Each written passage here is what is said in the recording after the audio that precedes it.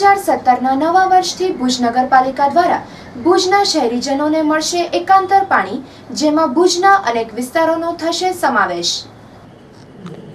ભુજ નગરપાલિકા દ્વારા નવા વર્ષથી પાણી વિતરણ વ્યવસ્થાને સુધારવા સ્તુત્ય પ્રયાસ હાથ ધરાયા છે, જેમાં 6ઠા, 8મા અને 9મા વોર્ડમાં યોગ્ય રીતે પૂરતું પાણી પહોંચાડવા આયોજન ગોઠવાયું છે। ત્યારે આવતીકાલે 2017ના નવા વર્ષથી નગરપાલિકા લોકોને રાબેતા મુજબ પાણી આપીને ભેટ આપશે।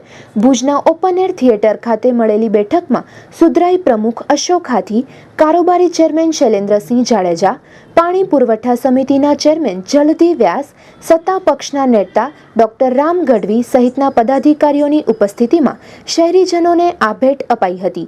જેમાં વિગતો આપતા જલદી વ્યાસે જણાવ્યું હતું કે અગાઉ માધાપરના વિવિધ સોર્સમાંથી આવતું પાણી ડાયરેક્ટ શિવકૃપાનગરના ટાંકામાં ભરી અને વિતરણ કરવામાં આવતું હતું।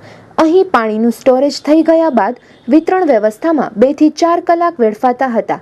તેથી હવે માધાપરથી આવતું પાણી પ્રથમ ભુજિયાના ટાંકામાં ભરી અને ત્યારબાદ શિવકૃપાનગરના ટાંકામાં સપ્લાય કરાશે, જેથી પાણીની આવક સતત ચાલુ રહેશે અને તબક્કાવાર વિતરણ પણ કરવામાં આવશે।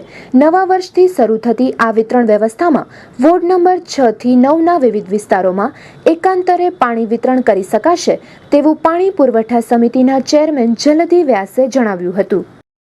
સાહેબ, નવા વર્ષની પૂર્વ સંધ્યાએ જે ભુજવાસીઓનો પ્રાણ પ્રશ્ન પાણીનો, ખાસ કરીને સોસાયટી વિસ્તારોનો, શિવકૃપાનગરમાંથી થતી સપ્લાયો, જે પ્રાણ પ્રશ્ન લોકો સતત એ વિચારતા હોય છે કે ત્રીજે દિવસે, ચોથે દિવસે કે 5મે દિવસે પાણી આવતું હોય છે, તો નવા વર્ષની શરૂઆતથી જ લોકોને એક અમારા શુભેચ્છા સંદેશ રૂપે ભુજનગર સેવા સદનના અને જે લોકોની જીવન જરૂરિયાતની અતિ વસ્તુ છે એ પાણી એ લોકોના ઘર ઘર સુધી સમયસર પહોંચે એ માટેનો અમારો આ સતત રાત દિવસ અમે છેલ્લા 20 દિવસથી આના પર કામ કરી રહ્યા છીએ।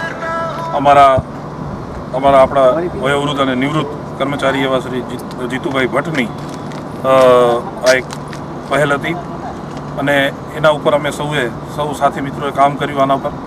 અને અત્યારે જે માધાપર સંપ છે, જે માધાપર સંપથી આપણા બોરનું પાણી જે શિવકૃપાનગરના ટાંકો જે છે એમાં જાય છે, એની સપ્લાય થતાં એક સપ્લાય એમની બાદ થઈ જાય ત્યારબાદ એ ટાંકો ભરવા માટેનો જે સમય એમને જોતો, એને કારણે જે એ સપ્લાયમાં જે વિલંબ પડતો અને જે સપ્લાય ત્રીજા અને ચોથા દિવસે થતી, એની જગ્યાએ અમે આ માધાપર સંપનું પાણી પાછું ભુજિયા લઈએ છીએ। ભુજિયા પાસે એ ટેન્ક પર વિશાળ ક્ષમતા છે પાણી સમાવવાની, અને ત્યાંથી અમે પાણી ડબલ પ્રેશર, એક તળપદો શબ્દ છે, એમાં ગ્રેવિટી અને સાથે સાથે પમ્પિંગ દ્વારા અમે એ પાણી શિવકૃપાનગર પહોંચાડીશું।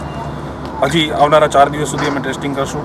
ત્યારબાદ નવા વર્ષની ભેટ રૂપે લોકોને એ સોસાયટી વિસ્તારોને મહત્તમ, મારા ખ્યાલથી 90% વિસ્તારોને એકાંતરે પાણી મળતું થશે તેવી મને આશા છે। ખાસ કરીને ભુજવાસીઓને એકાંતરે પાણી મળે, પહેલા દિવસે આપણે જ્યારે ચેરમેન પદે જી રોડ થયા હતા ત્યારે વાત કરી, ધીરે ધીરે કામગીરી હવે એ દિશા તરફ આગળ વધી રહી છે। સમગ્ર ભુજને એકાંતરે પાણી મળશે ભવિષ્યમાં?